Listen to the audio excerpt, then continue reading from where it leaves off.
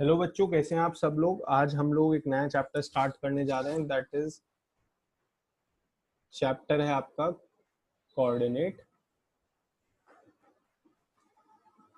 Geometry. Coordinate geometry एक ऐसा chapter है जो हम लोग आज कर रहे हैं फॉर क्लास 9। ये चैप्टर हम लोगों को अभी बीच में से क्यों उठा के करना पड़ रहा है, मतलब बुक के सेंटर में से, क्योंकि बहुत सारे बच्चों के पेपर्स हैं, तो उसके वजह से हम लोगों ने इस वीडियो को स्पेशली उन्हीं बच्चों के लिए करा है। ज़रूरी नहीं आप लोग अभी करें, एट अ सर्टेन पॉइंट जब आपके स्कूल में चैप्टर्स हो या फिर आपको लगे कि आप करना चाहते हैं, आप कभी भी कर सकते हैं। बहुत ही इजी चैप्टर है। अगर आप लोग आज इसे समझ लेते हैं तो आपको, मुझे नहीं लगता कभी प्रॉब्लम होगी इस चैप्टर को फिर से उठा के करने की। बहुत ही इजी चैप्टर है। तो ठीक है, पहले चैप्टर का नाम समझते हैं। What is coordinate. कोऑर्डिनेट्स कहाँ यूज कर रहे थे, चलो याद करते हैं। हमने लास्ट क्लास में कहीं पढ़ा, कहीं ग्राफ्स पढ़े थे, ग्राफ समझे थे।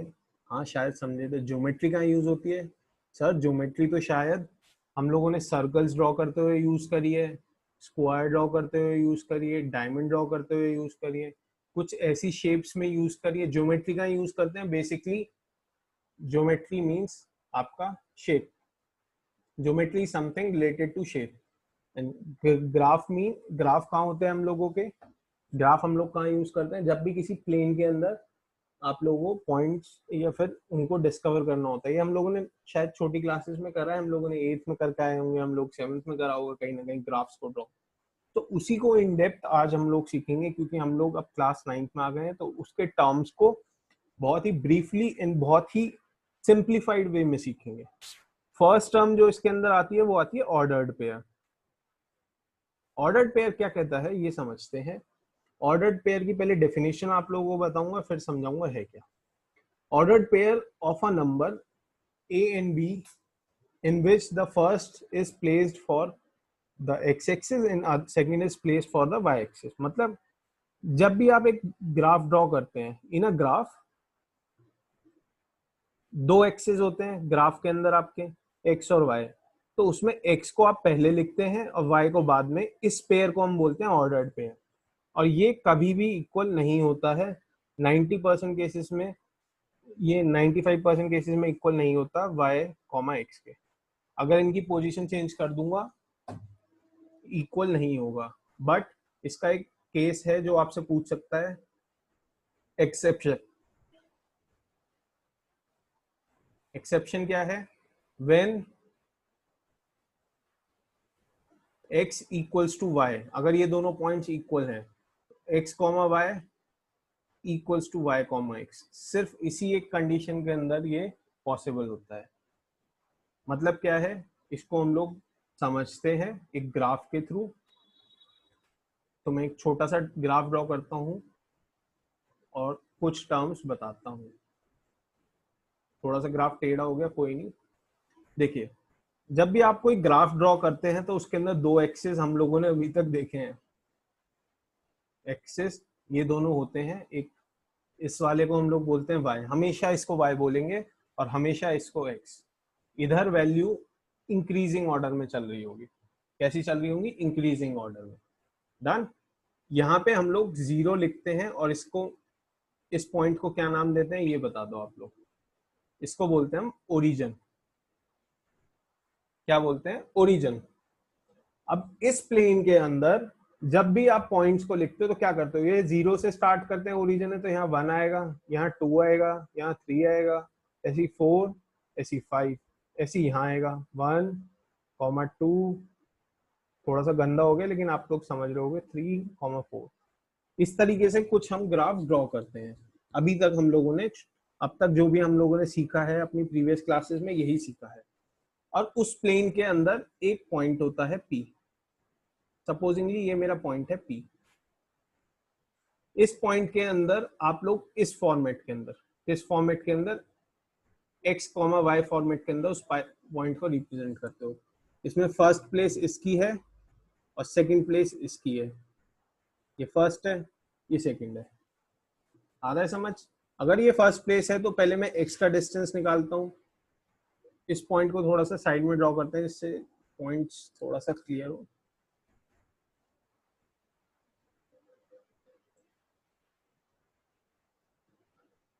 तो इस पॉइंट को ड्रॉ करते हैं, मैं इस पॉइंट को यहाँ ड्रॉ करता हूँ। ठीक है बच्चों, इस पॉइंट को एक्स एक्सिस के जिस भी पॉइंट के साथ मिल रहा है उससे अटैच करेंगे डैश डैश करके, मतलब पार्शली। डन। तो जो x वाला कोऑर्डिनेट है इसको मैं बोलूंगा जितना डिस्टेंस x का है जितना y का डिस्टेंस है।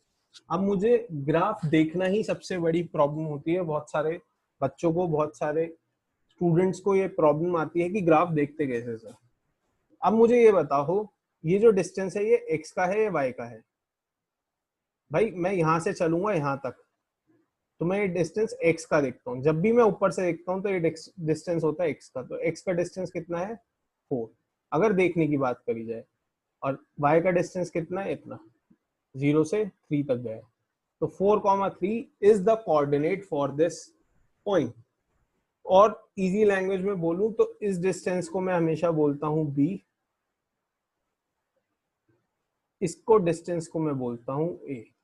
एक ग्राफ के अंदर अगर कोई पॉइंट है और उसका पार्शियली कोई डिस्टेंस निकालना है तो टर्म्स को समझते हैं। इस पॉइंट को हम लोग बोलते थे अभी तक, मैंने फिर से बता रहा हूं आप लोगों को, ओरिजिन। ये जो डिस्टेंस होता था ये आपका डिस्टेंस होता था b, और ये आपका डिस्टेंस होता था a। ये आपका x को मेजर करता है, ये आपका y को मेजर करता है। कोई प्रॉब्लम नहीं होगा, ये मैं बार बार बोल रहा हूँ, समझो आप लोग। अब टर्म्स को समझते हैं। a को हम लोग बोलते हैं a इज, और इस पॉइंट को p बोलते हैं ना, तो a इज एब सी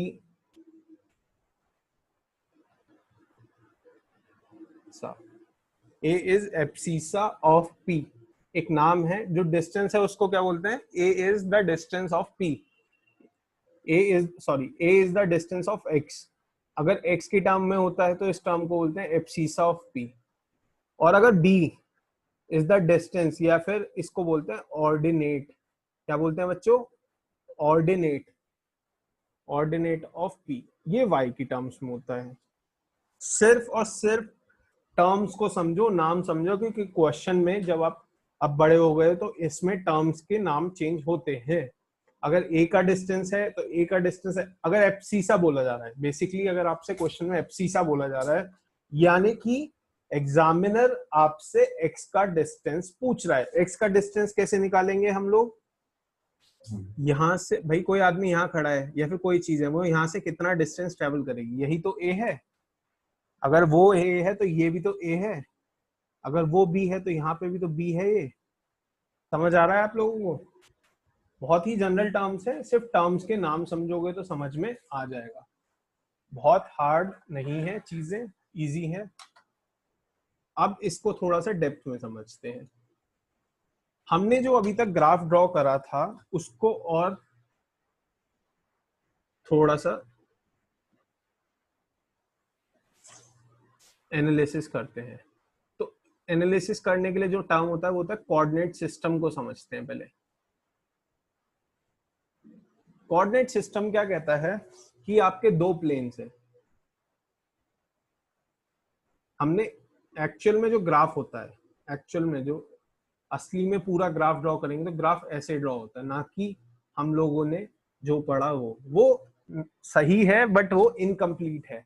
अब हम लोग 9th में आ चुके हैं तो इसको और डेप्थ में पढ़ेंगे। ठीक है, अभी हम लोगों को क्या पता था? ये एक्स एक्सिस है मान लिया, ये वाई एक्सिस है मान लिया, बट अगर देखा जाए तो y का कुछ नेगेटिव भी तो होगा, x का कुछ नेगेटिव भी तो होगा। ग्राफ एक्चुअल में 4 पार्ट्स में डिवाइड होता है, जिसमें इसको हम बोलते हैं क्वाड्रेंट। ये 4 क्वाड्रेंट्स के अंदर डिफाइंड होता है। और क्वाड्रेंट्स ड्रॉ कैसे करते हैं? इसको मैं बोलता हूं फर्स्ट क्वाड्रेंट, इसको मैं बोलता हूं सेकंड क्वाड्रेंट, इसको मैं बोलता हूं थर्ड क्वाड्रेंट, और इसको मैं बोलता हूं फोर्थ क्वाड्रेंट। समझो क्या मतलब है? क्वाड्रेंट नेम गिवन है टू ईच पार्ट। अभी तक हम लोग सिर्फ फर्स्ट वाले को पढ़ते हैं, जिसके अंदर y का ये यहाँ पे 0 होता है, जिसको हम ओरिजिन बोल रहे हैं। और ग्राफ इसी तरीके से इंक्रीजिंग ऑर्डर में जाता है। ठीक है, मतलब क्या है, यहाँ 1 आता है, यहाँ 2 आता है, 3 आता है, 4 आता है, 5 आता है, 6 आता है, ऐसे यहाँ 1 2 3 4 5। इसी तरीके से जैसे इंक्रीजिंग ऑर्डर जा रहा है एक्स और वाई का, अगर मैं इसको रिवर्स ले जाऊं, ग्राफ की उल्टी साइड ले जाऊं, जीरो से पीछे, तो कुछ नेगेटिव में भी तो वैल्यू स्टार्ट होंगी। अगर एक्स इधर पॉजिटिव है तो ग्राफ के इस साइड एक्स का जो ग्राफ होता है वो होता है नेगेटिव, -1 -2 -3 -4 एंड सो ऑन। ऐसी जैसे अगर ऊपर की साइड वाई जो होता है आपका वाई एक्सिस पॉजिटिव में जाता है, तो ऐसी नीचे भी तो नेगेटिव वाई एक्सिस जाएगा। अगर ऊपर पॉजिटिव में बढ़ रही है वैल्यू तो नीचे कैसे जाएगी, -1 -2 -3 एंड -4। कुछ कुछ समझ आया? अभी तक हम लोग सिर्फ और सिर्फ इस पे काम कर रहे थे जो था हमारा फर्स्ट। अब हम लोगों को सेकंड भी समझना है, थर्ड भी समझना है और फोर्थ भी। ज्यादा डिफरेंस नहीं है, देखते हैं। अगर मैं कहता हूं कि मैं किसी पॉइंट को P को यहाँ पे रिप्रेजेंट करता हूं, तो उसे कैसे करता हूं, प्लस का x कॉमा प्लस का y। ये क्या मतलब है, प्लस का x, जो x की वैल्यू होती है हमेशा यहाँ पे पॉजिटिव होती है और y की वैल्यू भी पॉजिटिव होती है। ठीक है भाई, ऐसी तो होता है। अगर मैं सेकंड क्वाड्रेंट में जा रहा हूं तो मैं क्वाड्रेंट देख के पता लगाऊंगा कि मेरी कैसी वैल्यू होगी। होगी इसमें भी x और y की वैल्यू, लेकिन x की वैल्यू कैसी होगी, नेगेटिव। देखो, क्योंकि इस साइड ग्राफ x का चल ही नेगेटिव रहा है, और y की वैल्यू कैसी है, लेकिन इसमें y की वैल्यू पॉजिटिव है। ये दिखा डिफरेंस, कैसे पता लगाते हैं। अगर मैं थर्ड क्वाड्रेंट में जा रहा हूं तो x की वैल्यू ऑटोमेटिकली नेगेटिव होती है और y की वैल्यू भी नेगेटिव होती है। देखिए ये वैल्यू, इसमें देखते हैं फोर्थ में अगर x और y गिवन है तो x की वैल्यू कैसी है, पॉजिटिव। देखो ग्राफ इस साइड x का नीचे वाली साइड पॉजिटिव है, कोई भी पॉइंट P निकालना है यहाँ पे P है सपोजिंगली, तो x की वैल्यू यहाँ से कितनी आ रही है, +6 और इधर -2। तो x की पॉजिटिव होगी, y की नेगेटिव होगी। इसका मतलब क्या है, अगर x और y के साथ जो भी साइन है, साइंस हम लोग यूज करेंगे पॉजिटिव या नेगेटिव का, उसे देख के मैं उसका क्वाड्रेंट पता कर सकता हूँ। क्वाड्रेंट क्या है, वो कौन से ब्लॉक में अवेलेबल है। एक्चुअल में जो हमारा कोऑर्डिनेट प्लेन है वो इस तरीके से दिखता है, ना कि सिर्फ और सिर्फ x और y की टर्म्स है। वो पॉजिटिव x भी हो सकता है, नेगेटिव भी x भी, पॉजिटिव y भी, नेगेटिव y भी। इसे समझो, बहुत हार्ड चीज नहीं है। अब कुछ क्वेश्चंस में इसी में आप लोगों को कराता हूं, आप लोग बताओ कौन से क्वाड्रेंट में। क्वेश्चन पूछा जाएगा कौन से क्वाड्रेंट में बिलोंग करता है। सपोजिंगली पॉइंट है मेरा -3, -2। आप मुझे खुद बताओ ये कौन से क्वाड्रेंट में होगा, फर्स्ट में, सेकंड में, थर्ड में, फोर्थ में। उससे पहले एक चीज देखो, क्लॉक कैसे चलती है। ये जो हमारा जो वो होते हैं हमारे क्वाड्रेंट्स होते हैं, काम कैसे करते हैं, एंटी क्लॉकवाइज डायरेक्शन में चलते हैं। ये इस तरीके से चलते हैं, ये स्टार्ट यहां से होते हैं और बढ़ते बढ़ते फोर्थ क्वाड्रेंट से 0। भाई आप एंगल कैसे ड्रॉ करते हो, कोई भी एंगल है ऐसे ड्रॉ करते हो, फिर ऐसे, फिर ऐसे, इंक्रीज होता है ना एंगल, कैसे होता है, 180 कैसे बनाओगे, ऐसी तो ड्रॉ करोगे। जैसे एंगल इंक्रीज होगा इसी तरीके से हमारे क्वाड्रेंट काम करते हैं। अब इस पॉइंट को देखते हैं, ये दोनों पॉइंट्स नेगेटिव के हैं, दोनों नेगेटिव के कहाँ हैं। तो आपसे क्वेश्चन पूछा गया, in which quadrant this point lies. आपको कुछ नहीं करना, पेपर लेना है, उसके अंदर ये चारों ड्रॉ करने हैं अपनी नोटबुक के अंदर ही, जहां भी आप एग्जाम दे रहे हैं या फिर प्रैक्टिस कर रहे हैं। भाई ये y का है, ये पॉजिटिव, यहाँ पे माइनस पॉजिटिव, यहाँ पे पॉजिटिव, यहाँ पे माइनस, ये ड्रॉ हो गया। ये दोनों कैसे हैं, प्लस प्लस, तो प्लस कॉमा प्लस। इसमें x का पहले आता है प्लस कॉमा माइनस, इधर माइनस कॉमा माइनस, इधर माइनस कॉमा प्लस। ये चारों ड्रॉ करे, ये फर्स्ट होता है, सेकंड होता है, थर्ड होता है, ये फोर्थ होता है। साइंस देखो और पता करो। अब ये दोनों माइनस के हैं, तो इसमें देखो माइनस तो इस वाले में ही है, थर्ड वाले में, तो ये आपका थर्ड क्वाड्रेंट के अंदर लाई कर रहा है। बस ये एग्जांपल, ये एक छोटा सा क्वेश्चन है। या फिर आपसे पूछ लेगा सिंपली डिस्टेंस कैलकुलेट करो। डिस्टेंस कैलकुलेट तो हमने पिछले उसमें देखा ही है। क्वाड्रेंट्स हम लोगों ने समझ लिए।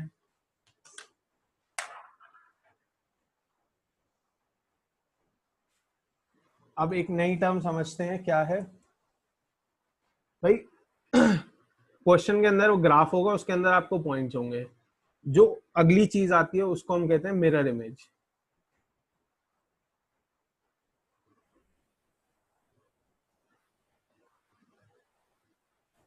मिरर इमेज क्या कहता है, आपके पास एक वैल्यू होगी कोऑर्डिनेट की, और वो एनी ऑफ 4 क्वाड्रेंट्स में लाई करती है। किसी भी 4 क्वाड्रेंट्स में वो लाई कर सकती है। मतलब क्या है, आपको पॉइंट कोई से भी क्वाड्रेंट में दे सकते हैं, और आपसे बोला जाएगा इसकी मिरर इमेज निकालो। अगर वर्ड है, वर्ड आपका यूज्ड है मिरर इमेज,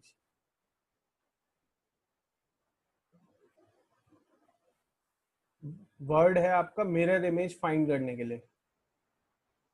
तो क्वेश्चन क्या करना है आपको, अगर पॉइंट है -2,3 सपोजिंगली, तो आप क्या करते हो, रिवर्स साइन। बस साइन जितने भी होते हैं प्लस माइनस के, उनको रिवर्स कर देते हो। अगर इसकी मिरर इमेज बोली जाए, आपसे बोली जा रही है, तो आप कर क्या रहे हो, बहुत छोटा सा काम,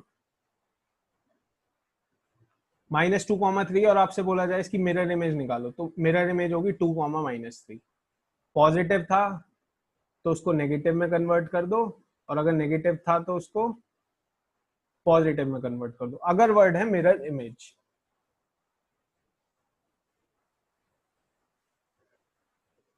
अब मिरर इमेज इस तरीके से, अगर बहुत सिंपल फॉर्मेट में, अगर बहुत सिंपल उसमें जाया गया, तो मिरर इमेज का मतलब यही है। एक थोड़ा सा इसमें समझते हैं, जो क्वेश्चन आपको एग्जाम में दिया जाता है मिरर इमेज के ऊपर, है ना। क्या आता है वो क्वेश्चन, कि मिरर इमेज आपको एक्स और वाई एक्सिस के उससे निकालनी है। इसका मतलब क्या है, अगर कोई क्वेश्चन है और उसके अंदर कोऑर्डिनेट्स है, मैं चारों कोऑर्डिनेट्स का अलग अलग निकालूंगा। सपोजिटली पॉइंट्स है यहाँ पे हमारे, यहाँ पे बोला है मिरर इमेज, नहीं बोला है खाली मिरर इमेज इन एक्स एक्सिस, और अगला बोला गया है, या फिर आपसे बोला जाए mirror image in Y axis. X axis या वाई एक्सिस, पॉइंट्स हैं, मिरर इमेज बोली गई है। अगर आपसे नॉर्मल मिरर इमेज बोलती है, तो आपको क्या करना होता है, बस फंडा तो यही है कि जितने भी पॉजिटिव को नेगेटिव में कन्वर्ट कर दो साइंस को, जैसे यहाँ करा हमने। या फिर जैसे -2 था तो प्लस का 2 बन गया, 3 था तो माइनस का 3। किसी भी क्वाड्रेंट में हो सकती है।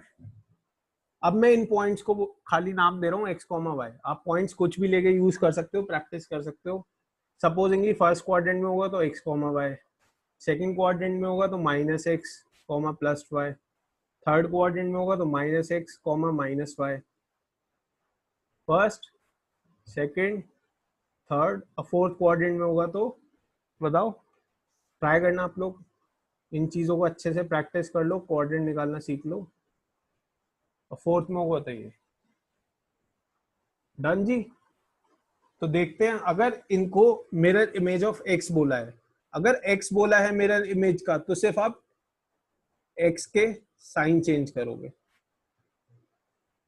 क्या समझ आया, अगर मिरर इमेज ऑफ एक्स बोला है, तो आप लोग सिर्फ और सिर्फ एक्स की साइन चेंज करोगे। अगर एक्स प्लस का था तो चेंज करो सबके।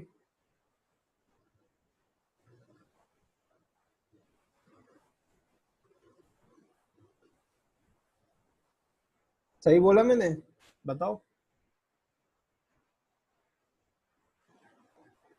ये एक्स का नहीं, सॉरी वाई का होगा, उल्टा बोल दिया। अगर x का होता है तो आप लोग y का साइन चेंज करते हो। मतलब क्या है, मैं एक पॉइंट, इसको बहुत सिंपल टर्म्स में समझते हैं। अगर x का दे रखा है तो y का चेंज क्यों होता है, कि एक प्लेन ड्रॉ करो और यहाँ पे मैं शीशा लगा देता हूँ। शीशा कहाँ लगेगा, y पे लगेगा, यहाँ लगेगा। और यहाँ पे मेरा पॉइंट था a कॉमा बी। शीशा यहाँ लगाऊंगा तो इमेज यहाँ दिखेगी, यहाँ नीचे दिखेगी। यहाँ पे तो x तो पॉजिटिव का रहता ही है। जहां भी आप लोग मिरर लगाते हो वहां पे वो उस पॉइंट पे कोई इफेक्ट नहीं आता, तो x पे नो इफेक्ट। अगर x का बोला है तो सिर्फ y की वैल्यू चेंज कर दो, minus x comma minus Y. ये प्लस के y रह जाएंगे दोनों, और माइनस का x कॉमा प्लस का y, और x कॉमा y। समझ आया? अगर बोला है मिरर इमेज ऑफ y, तो y को आप नहीं छेड़ोगे, आप सिर्फ x की चेंज करोगे, x के साइन चेंज करोगे। उल्टा चलता है, मैंने उल्टा बोल दिया था पहले। आप सिर्फ x के पॉइंट्स चेंज करोगे। कैसे होंगे, x पहले वाले में पॉजिटिव है तो minus x comma Y, second का x कॉमा वाई, थर्ड का x comma minus y, fourth का minus x comma minus y. समझ आ रहा है? ये होता क्यों है, ये देखते हैं। अगर आप फिर से बताता हूँ थोड़ा सा। अगर बोला है x को मिरर बनाओ, mirror image of x, x का आप लोग मिरर इमेज निकाल लो, और पॉइंट यहाँ पे लाई करता है, इसका पॉइंट था x कॉमा वाई। तो शीशा कहाँ लगाऊंगा, यहाँ पे इस एक्सिस पे लगाऊंगा। मिरर का मतलब क्या होता है, शीशा ही तो होता है। तो पॉइंट कहाँ दिखेगा, यहाँ। x का अगर यहाँ पे डिस्टेंस x था, सपोजिंग x डिस्टेंस था यहाँ से यहाँ तक, और यहाँ पे y डिस्टेंस था, तो अब पॉइंट यहाँ दिखाई देगा x कॉमा माइनस वाई पे। क्यों? क्योंकि ये डिस्टेंस अब नीचे की साइड चला गया है, इसलिए ऐसा होता है। किसी को प्रॉब्लम? पहले मैंने उल्टा बोल दिया था, बट अब यही सही है। क्या करना है आपको, y की साइड चेंज करना है अगर x का मिरर इमेज बोला है, और दूसरा x के साइन चेंज करने हैं अगर y का मिरर इमेज बोला है। ठीक है, इसको आप लोग करो। इसका एक और पार्ट है जिसमें हम लोग इक्वेशन से ग्राफ ड्रॉ करना सीखेंगे। बहुत सारे बच्चों को आता है, नहीं आता तो मैं एक छोटा सा इसका वीडियो है वो बना रहा हूँ, और उसके बाद आप लोग इसको पूरे चैप्टर को प्रैक्टिस कर सकते हो।